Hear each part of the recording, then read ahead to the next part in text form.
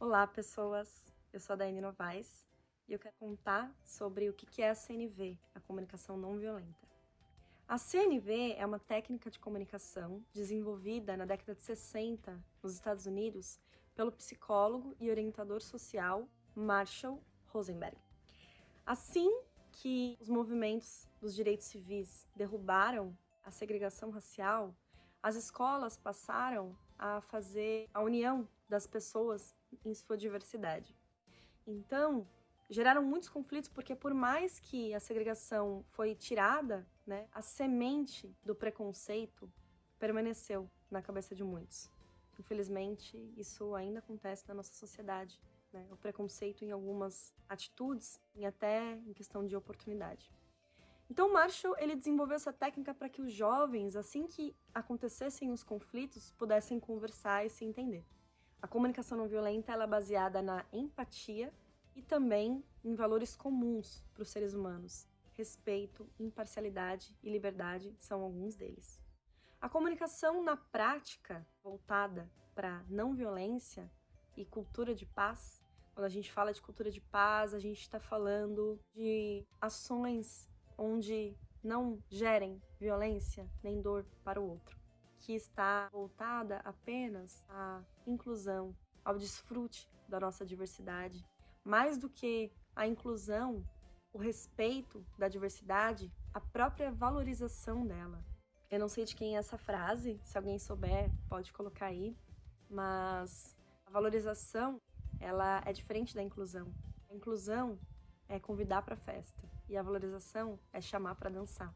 Então, partindo desse ponto de vista, a comunicação não violenta foi desenvolvida para que as pessoas possam se conectar, ultrapassando a barreira que nos afastou e, infelizmente, em muitos contextos ainda nos afasta, que são as nossas diferenças culturais, a nossa leitura de ver o mundo totalmente diferente a partir de quem nos criou, das escolas que frequentamos, do que nós lemos e, inclusive, até daquilo que nós temos acesso e que outras pessoas muitas vezes não têm.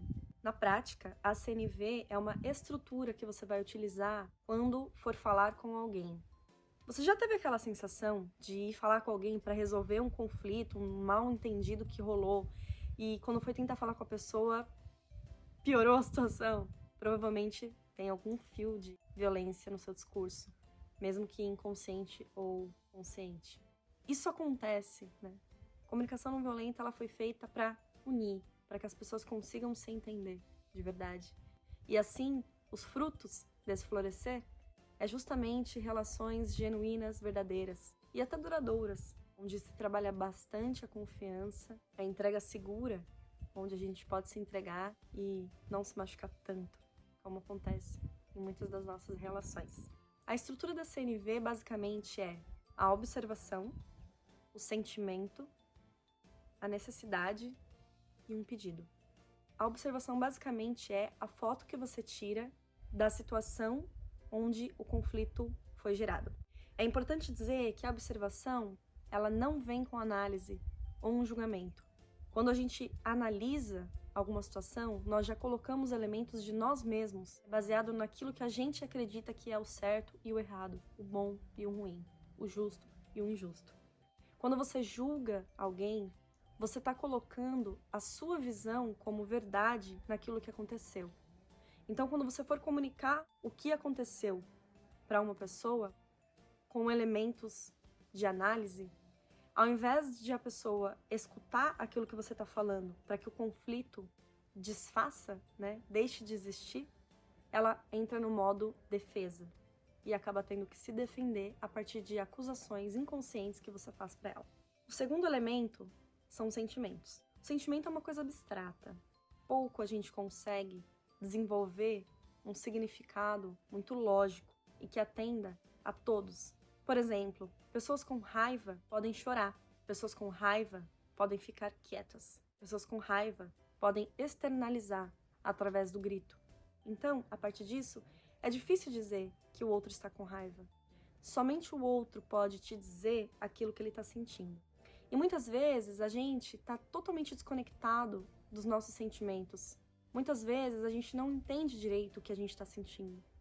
Então, é preciso se conectar consigo mesmo para compreender os momentos onde a gente está sentindo raiva e o que pode nos estimular para que essa raiva nasça. É importante dizer também que o outro pode ser o estímulo para as nossas reações, mas não a causa deles. Somente você é responsável pelos seus sentimentos. A gente não consegue controlar, muitas vezes, aquilo que a gente recebe, mas está 100% na nossa mão aquilo que a gente dá. O que as pessoas estão chamando hoje de inteligência emocional, basicamente, é um autoconhecimento muito profundo de si mesmo para compreender quais são os estímulos que podem influenciar o seu sentimento. Sentimento também não é pensamento. Eu sinto que você não me ama. Eu sinto que você não me dá atenção. Isso não é um sentimento. Isso é um pensamento. Seu, inclusive. Com isso, é importante ter um discernimento maior para compreender o que é um sentimento. Sentimento é alegria, raiva, medo, segurança, conforto, aversão. Então, tudo isso são sentimentos que podem ser utilizados na nossa comunicação. Quando a gente diz que você não me ama, é um julgamento. E é impossível a gente saber o que se passa no coração da pessoa. Tem um amigo meu que diz que coração é terra que ninguém pise. E isso é verdade. Então é muito importante escutar o que o outro está dizendo sobre ele, não o que você acha que está se passando dentro do universo complexo que existe dentro de cada ser humano. Nesse caso do você não me ama e você não me dá atenção, a gente pode trazer para exemplos claros, como por exemplo, quando eu estou triste, eu não me sinto acolhida.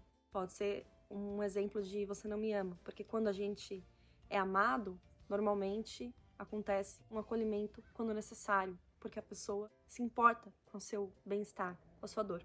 No caso do você não me dá atenção, a gente pode traduzir para um exemplo claro, como por exemplo, quando eu tenho algo para compartilhar com você, você diz que não tem tempo para falar comigo. Lembrando que a pessoa provavelmente deve ter dito que não tem tempo para falar com você, ou que não quis falar com você. Senão, vira um outro julgamento. Aprender a separar isso é um grande passo para você começar a se responsabilizar sobre os seus sentimentos, ao invés de responsabilizar uma outra pessoa sobre aquilo que você sentiu. O terceiro elemento é a necessidade. Todas as nossas necessidades são iguais. Nós temos as necessidades biológicas, fisiológicas, as necessidades de lazer, por exemplo, aquilo que a gente tem de querer comemorar alguma coisa, né? Quando alguma coisa boa para você acontece. Ou a necessidade de ritos também, de passar pelo rito, por exemplo, um final de ciclo da vida de alguém, a gente precisa passar pelo ciclo da despedida, da dor, do luto. Nós também temos algumas necessidades voltadas para a legitimidade, que é a originalidade, a criatividade, a autonomia. Então, por exemplo, se alguém fez uma tatuagem que você não conseguiu entender, não julgue aquela pessoa. Provavelmente ela estava atendendo a necessidade dela de originalidade, onde ela precisava expressar aquilo que ela pensa, aquilo que ela sente, ou talvez até aquilo que ela é, através de um desenho na pele. A gente também tem necessidades que incluem a socialização, onde a gente precisa de uma companhia, a gente precisa ter alguém para compartilhar. Tem até uma frase de um filme que eu gosto muito, que se chama Into the Wild, que é: a felicidade só é real quando compartilhada. Então, quando alguma pessoa tem a necessidade de estar com você, de fato é uma necessidade de estar em companhia, ter alguém para compartilhar. E a gente acaba atrelando isso a alguns julgamentos, né? Ah, essa pessoa é grudenta, essa pessoa não sabe ser sozinha. Então, isso não gera nenhum tipo de conexão, muito pelo contrário. Isso pode até ser muito perigoso para algumas pessoas, gerando resultados bem negativos e até irreversíveis, como, por exemplo, o suicídio. Então, é importante considerar as necessidades do outro. E a comunicação não violenta nos ajuda a fazer essa conexão. Porque quando a gente expressa a nossa necessidade de maneira clara, de maneira branda, transparente, o outro, por ter essa identificação em algum nível daquela necessidade, ele pode fazer com que a empatia floresça e consiga perceber melhor aquilo que você precisa. Lembrando que se você não valoriza as suas necessidades, o outro também pode não valorizá-las. Então é importante, quando você tem alguma necessidade, não se reter. Claro, não exigir do outro, não demandar do outro aquilo que deveria ser a sua própria responsabilidade. Por exemplo, ninguém tem a responsabilidade de te fazer feliz. Você precisa ver nas coisas simples, naquilo que se passa na nossa vida cotidiana, entre altos e baixos, a a felicidade. Você precisa cuidar do seu templo interior para que a felicidade seja uma coisa constante, talvez contínua. Claro que momentos de tristeza é muito comum, né? Porque nossa vida é super dinâmica. Mas somente você tem a chave do seu humor e você realmente tem esse domínio. O quarto elemento é o pedido. É importante pedir aquilo que vai fazer com que aquele conflito sobre aquele tema deixe de existir. Por exemplo, se você tem uma necessidade de ter companhia, é importante dizer isso para outra pessoa com quem você quer ter ou busca ter uma conexão. Só que se você não for clara, você pode ganhar uma coisa muito diferente. Se você diz que você se sente sozinho, é uma coisa tão abstrata e ampla que você pode ganhar um cachorro. Quando na verdade você queria a companhia de alguém para ver um filme, para conversar, enfim. Diferencie também pedidos de exigência. Geralmente o pedido se torna uma exigência quando o outro é punido ou, de alguma maneira, se sente culpado por não fazer aquilo. Diferencie isso. Um pedido é um convite, é uma sugestão. E aí é quando começa as relações serem genuínas, transparentes, verdadeiras, sólidas. Porque há pessoas que vai conseguir se conectar com aquilo que você está pedindo, porque compreendeu que aquilo é importante e também tem a compreensão de que aquela relação é importante para ambas as partes, e tem aquelas pessoas que não vão se conectar com aquilo. Normalmente, depois de 1, 2, 3, 4 conversas, talvez você possa compreender que essa relação não adianta nutrir, porque ela realmente não floresce. Uma relação é uma via de mão dupla, onde dar e receber faz parte, né, continuamente. Então, comece a ver as suas relações e perceber que quando você dá, você também recebe. É importante fazer essa análise o mais limpa possível das suas relações. Quais relações a gente continua nutrindo e quais relações talvez seja melhor podar das nossas vidas. Mas normalmente a comunicação não violenta funciona muito bem. Então, isso ajuda com que as pessoas, às vezes, até quando estão desconectadas daquele relacionamento, passem a se conectar a partir de uma nova leitura do que é importante também. Eu espero que vocês tenham gostado. Foi algo muito amplo que eu preparei, só para deixar claro nesse canal o que é a CNV, o que é a comunicação não violenta. E por mais que vocês possam pensar que ela não funcionaria porque meu chefe ou a minha chefe é assim ou assado, ou a minha família é muito desconectada uns dos outros, eu costumo dizer que a gente nunca deve subestimar o poder de uma semente plantada. A melhor forma de inspirar outras pessoas a ter novos comportamentos é sendo o exemplo. Não adianta a gente só falar, a gente precisa ser aquilo.